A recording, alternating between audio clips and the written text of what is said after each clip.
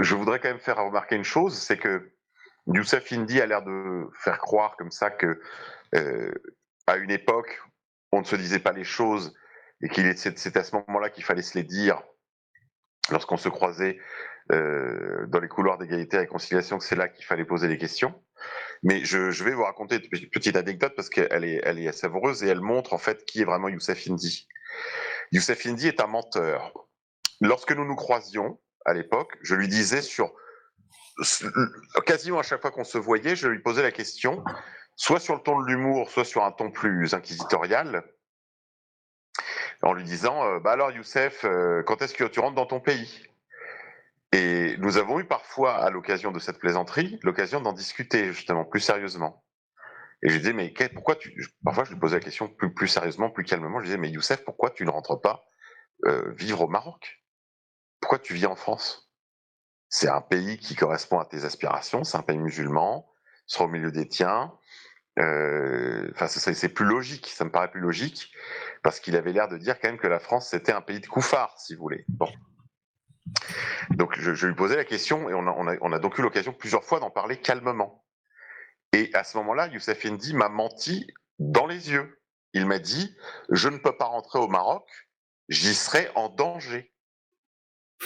Alors que sa sœur est une star internationale de la chanson orientale, que visiblement il est le fils d'un membre, sinon, si j'ai bien compris, d'un militaire de haut rang, en tout cas d'un fonctionnaire de l'État marocain qui est tout à fait en règle avec l'État marocain et qui, je pense, le protège. Youssef Indy m'a soutenu plusieurs fois, au moins par 2 fois, qu'il ne pouvait pas aller vivre au Maroc parce qu'il y serait en danger. Youssef Indy est aujourd'hui invité officiellement dans des colloques par des groupes assurantiels. Alors certes, c'est la branche Maroc, mais tout de même, il n'est pas en danger au Maroc. Youssef Indy est un menteur. Et quand il me disait ça, je lui disais, mais alors pourquoi tu ne vas pas vivre par exemple en Syrie? C'est un pays musulman, tu pourrais y vivre ta foi, tu pourrais aider l'axe de la résistance sur place en produisant de la connaissance, en publiant, etc. Voilà, ça n'était jamais à l'ordre du jour. Non, Youssef Indy est très bien en France. Hein, il est là pour la dounia, comme la plupart des gens comme lui. Et Monsieur Achachi a au moins la décence de vivre au Maroc, si j'ai bien compris. Mais je lui réserve aussi un chien de ma chienne, comme on dit, hein, un chiot de ma chienne, parce qu'il a fait des commentaires qui sont diffamatoires, mensongers et parfaitement déplacés, lorsqu'il nous accuse, par exemple, de nous mêler de Daria Dugin. Je le répète, je ne Alors parle c'est pas de Mehmet, Daria Dugin. c'est principalement Mehmet justement, pardon, pardonnez-moi, j'ai pas regardé totalement sa vidéo, mais qui, je cite, j'ai écouté la première minute sur les 5, j'ai pas pu faire le reste. Euh, Selon lui, nous parlerions de Daria Dugin depuis des mois, et nous ferions même des mèmes, vous savez, des figures mémétiques, des visuels, hein, sur Daria Dugin. Or, ni l'un ni l'autre ne sont vrais.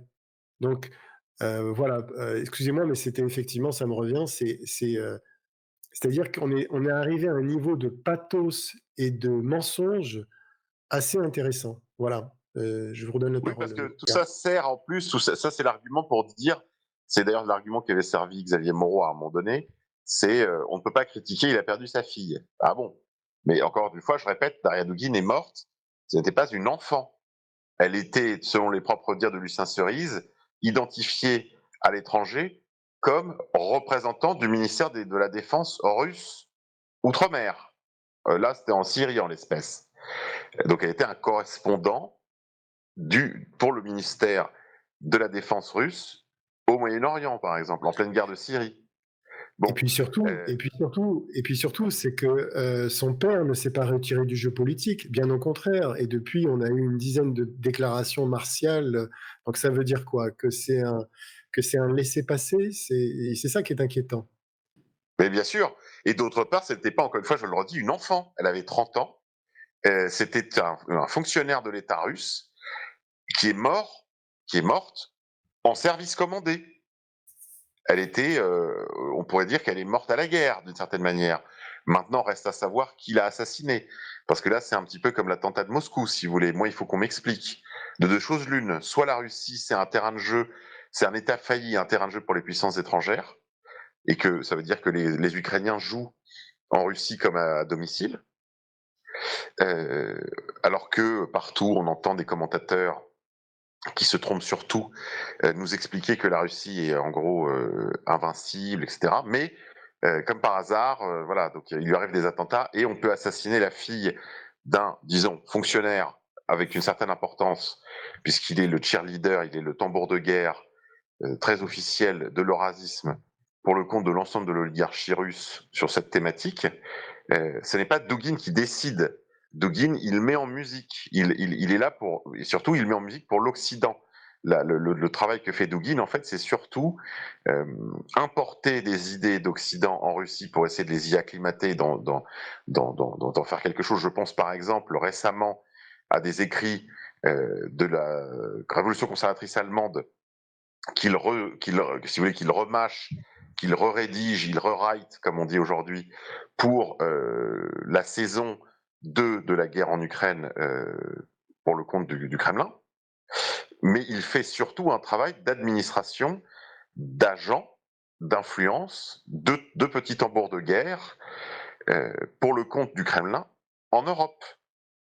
Et en Amérique du Nord, puisqu'il s'est aussi beaucoup occupé de l'alt-right. Je renvoie par exemple aux travaux de Politics Vertigo, dont j'en ai partagé quelques-uns sur mon fil Telegram. Politics Vertigo a fait le travail sur le travail de Dugin dans les milieux de l'alt-right américaine. Mais voilà, ça c'était pour revenir un petit peu sur le cas Indy. On a affaire à des menteurs et à des lâches. Voilà, donc l'invitation est lancée. Ah oui, parce qu'il y a encore eu un autre épisode aussi.